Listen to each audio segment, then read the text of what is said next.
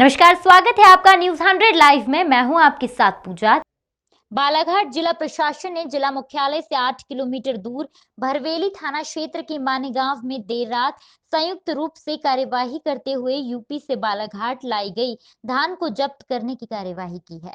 विगत कई दिनों से धान का अवैध रूप से परिवहन करने की शिकायत जिला प्रशासन को मिल रही थी, जिसके चलते तहसीलदार रामबाबू देवांगन के मार्गदर्शन में संयुक्त टीम बनाई गई। संयुक्त टीम ने 27 नवंबर की रात में भरवेली के माने गांव से एक राइस मिल में खड़े ट्रक से लगभग 675 कट्टी धान जब्त किया है, जिसमें से कुछ माल गोदामों में खाली हो चुका था। इस वजह से गोदाम को भी सील किया गया है, वहीं ट्रक को भी थाने में खड़ा कर दिया गया है।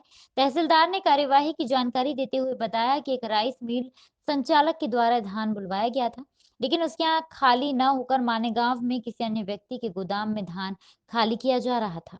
कार्रवाई करते हुए यूपी का धान पकड़ा है सर। कहाँ आ रहा था और किसके गोदाम से पकड़ाया गया है? अभी ठीक 7:30 बजे के आसपास मुझे फ़ोन पर अज्ञात व्यक्ति ने फ़ोन करके बताया कि यहाँ पर बाहर स्टेट का आया हुआ धान खाली किया जा रहा है। और उस सूचना के आधार पर नागरिक आपूर्ति के जूनियर नागरिक आपूर्ति अधिकारी में और हमारा थाना प्रभारी भरवेली, हम तीनों वहाँ पर पहुँचे तो मौके पर पाया कि ट्रक से एक ट्रक जो यूपी से आया था उससे धान निकाल करके एक व्यक्ति माने गांव के उनके कैंपस में खाली कराया जा रहा है। और पूरा जो धान है वो लगभग 675 कट्टी पाया गया है। 450 से 500 कट्टी धान उनके कैंपस में खाली कराया जा चुका था और बाकी जो धान की कट्टियाँ हैं वो ट्रक में पाई गई थी। चूँकि मौके पर हमने पूछताछ में पता है कि मौके पर कोई भी दस्तावेज उनके पास नहीं थे, ना बेटी थी, और इसीलिए धान को संदिग्ध मानते हुए हमने ज्वाइंट रूप से उसको जब्ती की कार्रवाई की है। और जो ट्रक है वो जब्त करके थाने में खड़ा किया गया है और बाकी जो कैंपस में माल था वो अभी चूंकि उसको उठाया नहीं जा सकता था, तो जो कैंपस प्रभारी जो मालिक हैं अभी आगामी कार्रवाई तक के लिए उनकी सुपुर्दगी में दिए गए। उनको निर्देशित किया गया कि जब तक कार्रवाई पूर्ण नहीं हो जाती तब तक उसमें से किसी प्रकार का हमारे पे ध्यान न करें। सर, चूंकि धान खरीदी के पास में ही है, वहाँ से लगा हुआ है, तो क्या ये मान सकते हैं कि धान को बाहर का यूपी का जो चावल है उसको यहाँ पे खपाने का प्रयास किया जा रहा था? ये मान सकते हैं अपन?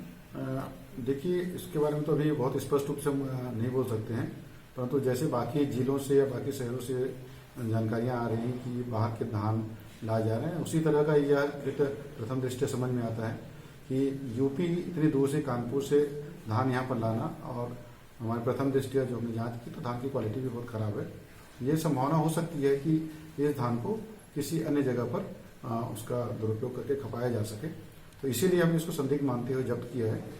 और आगे जब इस पर जांच होगी, जो धान जिनके द्वारा बुलाया गया है उनके बयान भी हमने लिए हैं, तो कल कार्रवाई करके प्रतिवेदन कलेक्टर महोदय को प्रस्तुत किया जाएगा। और उसके बाद जो भी अगर गलत पाया जाएगा तो निश्चित रूप से तो दंडात्मक कार्रवाई होगी।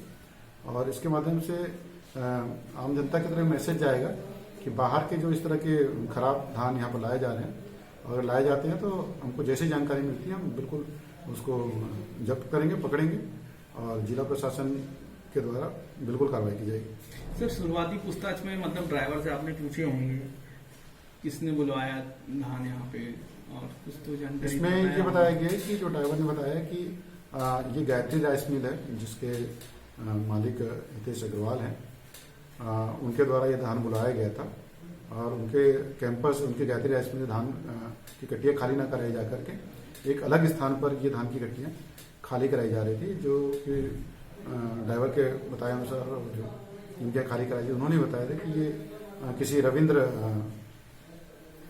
लिल्हारे का है और उनके द्वारा धान पहुंचकर खाली करवाया गया था। तो ये थोड़ा सा उनके बयानों में विरोधाभास है, तो निश्चित रूप से ये संदिग्ध प्रतीत होता है।